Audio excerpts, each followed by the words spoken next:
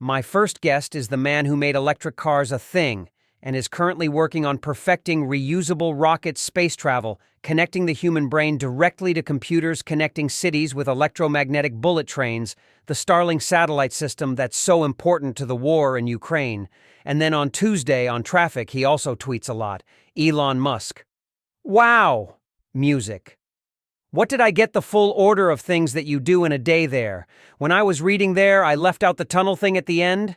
Do you work on all these, a lot of jobs? Do you do all these things every day? Do you work on all of them in a single day? No, but I do have a long work day. Yeah, so I work a lot. I'm so thrilled you're here because we do a show where we talk about what changes happen in the world, but we just talk, there's a very few people who actually make change happen. You are one of those people probably, I just want to say, I love this audience. Applause. Well, you're a likable guy. I mean, thanks. I mean, they attack you a lot, they do. Yeah. Laughter. And you seem to laugh it off, which I think is fantastic.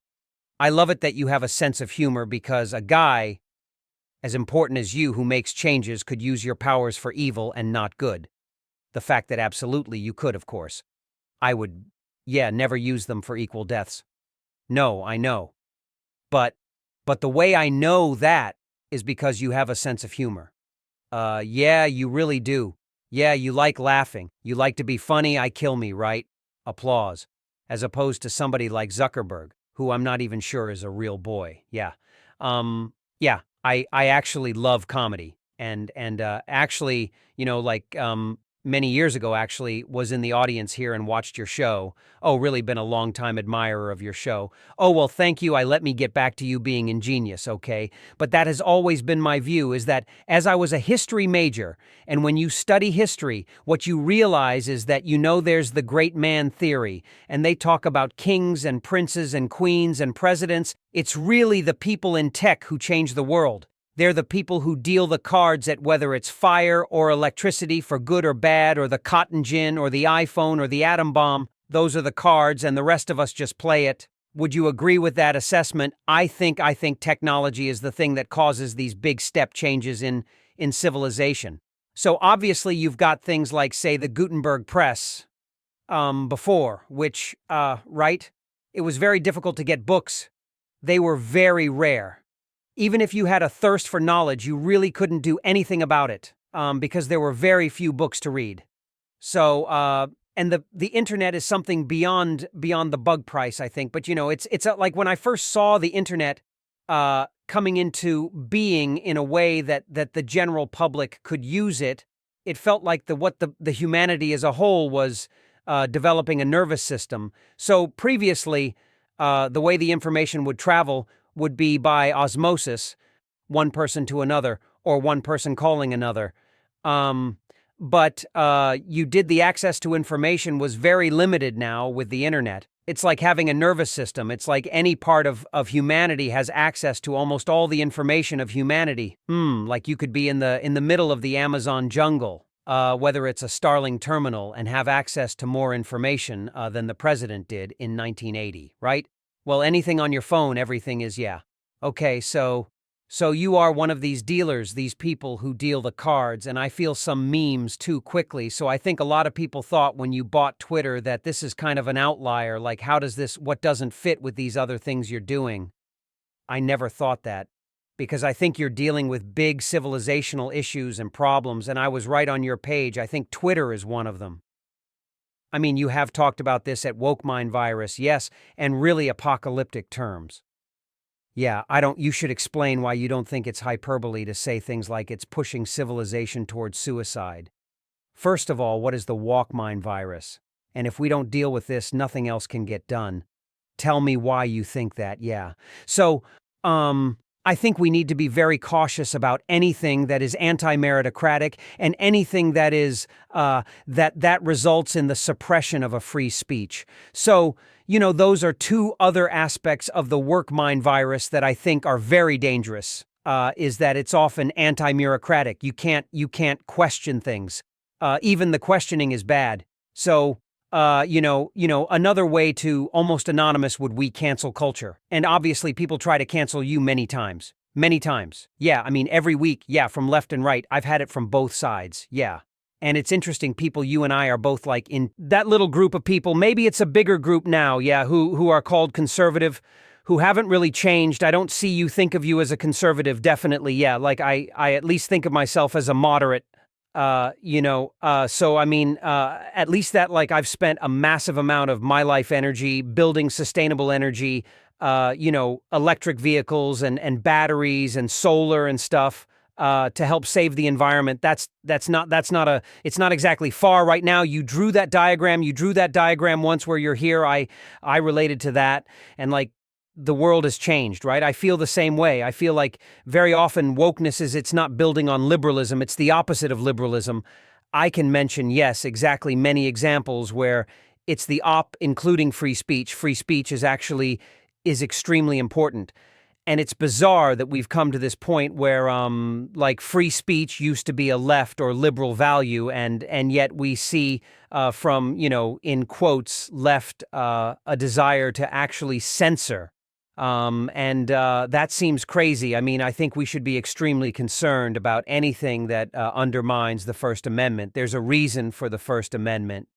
The First Amendment is because people came from countries where they could not speak freely, and we're saying certain things would get you thrown into prison, and they were like, well, we don't want that here. And by the way, in many parts of the world, including possible that people might think are relatively similar to the United States, the speech laws are draconian. England is quite different. I won't name any countries, but why are we protecting them? They have no first. It's very easy to prove libel in England, whereas here it's almost England. I wouldn't want to say the wrong thing. Or yes, you could be sued easier there. I mean, there are a lot in France, I think, if you deny the Holocaust, which I think is abhorrent, but I also think it should be part of free speech, right? You can be thrown into jail. Okay, so I really can't emphasize this enough. We must protect free speech, and free speech only matters. It's only relevant when it's someone you don't like saying something in your life, because obviously every speech that you like is, yes, that's easy. And it's the thing about censorship is that, sure, for those who would advocate it, just remember at some point that will be turned on you. Applause. So this woke mind virus, how did it start? Was it bats? Was it escape from a lab? I mean, what is your assessment of what? Because it's fairly recent. Why, how did it start? And why I was trying to figure out where it's coming from. I think it's actually been a long time brewing, in that I think it's been going on for a while. The amount of indoctrination that's happening in schools and universities is, I think, far beyond what parents realize. And I sort of came to realize this somewhat late. The experience that we had in high school and college is not the experience that kids today are having, and hasn't been for, I don't know, 10 years, maybe 20 years.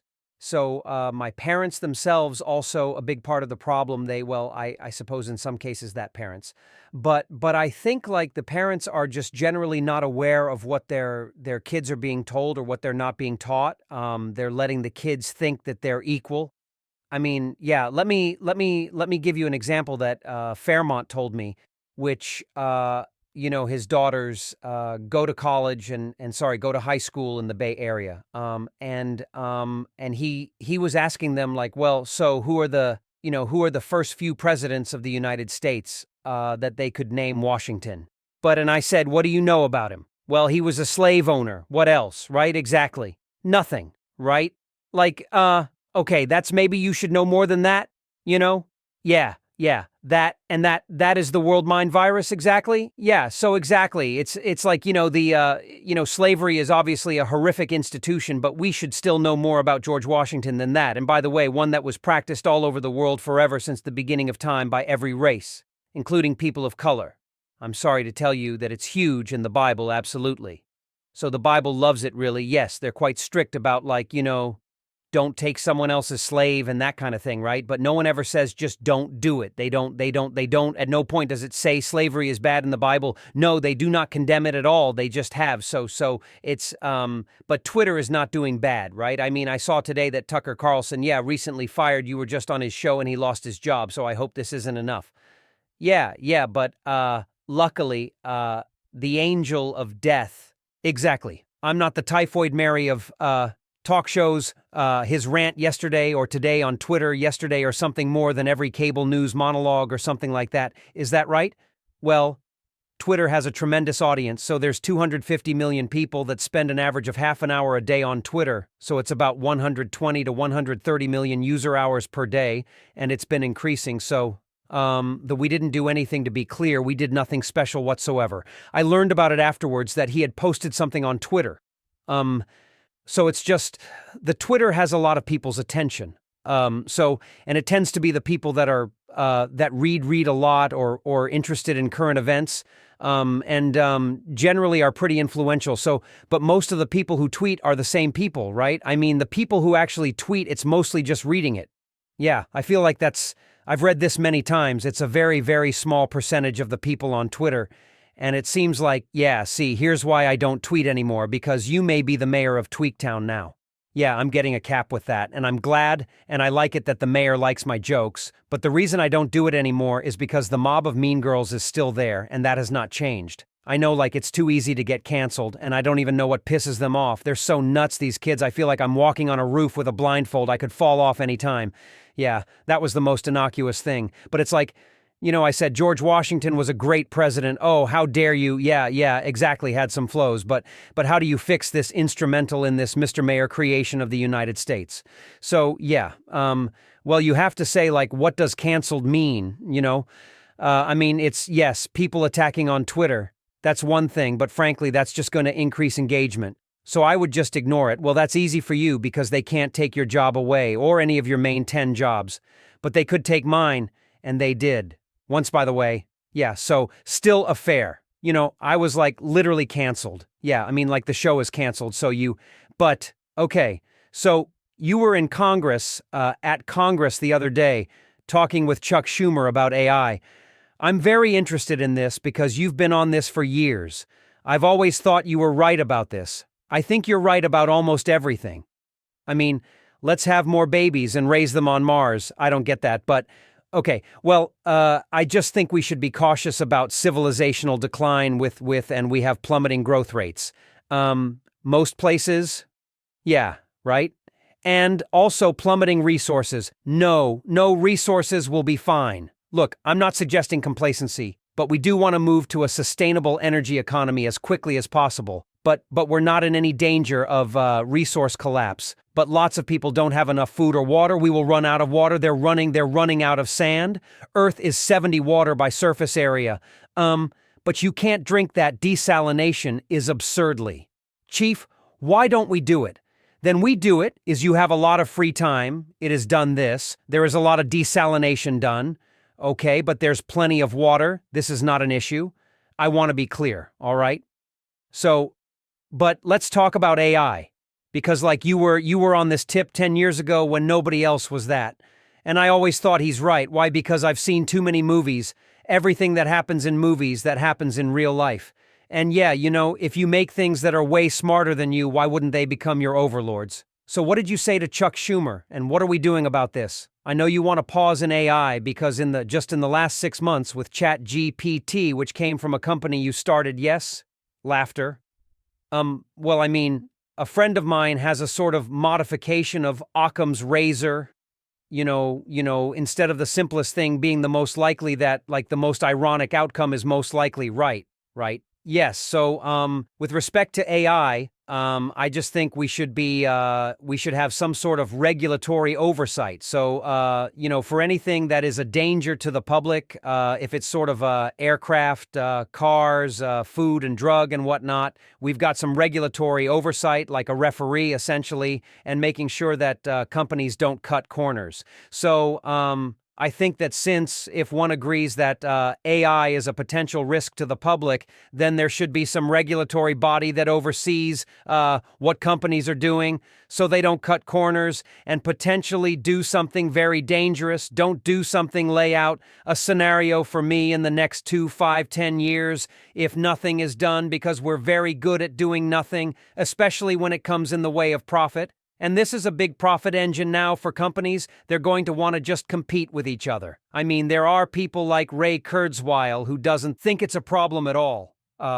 Actually, Ray Kurzweil's prediction for artificial superintelligence is 2029. He's not far wrong, right? But he doesn't think it's a problem. Whereas people like you and Bill Gates and Stephen Hawking think it's a problem. Yeah, it depends if some people want to live forever or for a much longer period of time, and they see AI as the only way to, or digital superintelligence is as the only thing that can figure out how to get them to live forever. I think Kurzweil is in that category. So he would prefer to have AI, artificial general intelligence, than not, because it can figure out longevity. So are you optimistic? I read in your Rolling Stone article back in the day that you said you can never be happy unless you're in love. Well, you can be half happy, I suppose. There's two things. I think if to be full, to be most happy, if you're happy in love and you love your work, then you'll be, I think, fully happy. If you lack either of those two, if you have one of those two things, be half happy. Roughly, I feel like the theme in a lot of your works that connect all these different things is connecting, like you want to connect things, you want to connect on the Hyperloop, and you want to connect this to Mars, and even to connect four people in that game. What, connect four, laughter. This is a comedy, right? It's hard for you because when you bought Twitter, you're kind of doing what you did when you took over. When you started Tesla, you lived at the factory, right? I feel like that's your pattern. You get into this thing and then you got to live at the factory to make it work. If you've been back and you moved to Texas, then you went back up to San Francisco because of Twitter. I was living in the library of Twitter for a while. Yes, but I think things are reasonably stabilized right now. It was just on the fast track to bankruptcy after that position, so I had to take a drastic action. There wasn't any choice. I'm just saying it's hard for a woman, yeah, to, like, when the guy lives at the factory. Yes, that could be a stumbling block. But yes, but overall, with my concern with Twitter was to that it is somewhat of the digital town square, and it's important that there be both the reality and perception of trust for a wide range of viewpoints. And there was a lot of censorship going on. And we sort of uncovered a lot of that with the Twitter files, including a lot of government-driven censorship, which, it seems that that's got to be a constitutional violation of what was going on there. But and since I have a Twitter user, I could detect that, like, something's not right here. And so that's really why I did that position. It wasn't because I thought this was an easy way to make money or something like that. It was this is being mayor. Twitter, town tweet down, or whatever is definitely, like, there's a lot of arrows pointed at you, like flying at you, of course, but you seem to handle that okay. I hope you do, because, yeah, look, geniuses are going to be a little quirky sometimes, but your heart is always in the right place. You were trying to fix this world, and look, I could talk to you forever. We can't today. I'd love to get high with you. I know a great place. I can't tell you how much I appreciate you. I know you have a lot of choices and places you can go. Thank you, Elon Musk, ladies and gentlemen, all right? I'll see you soon.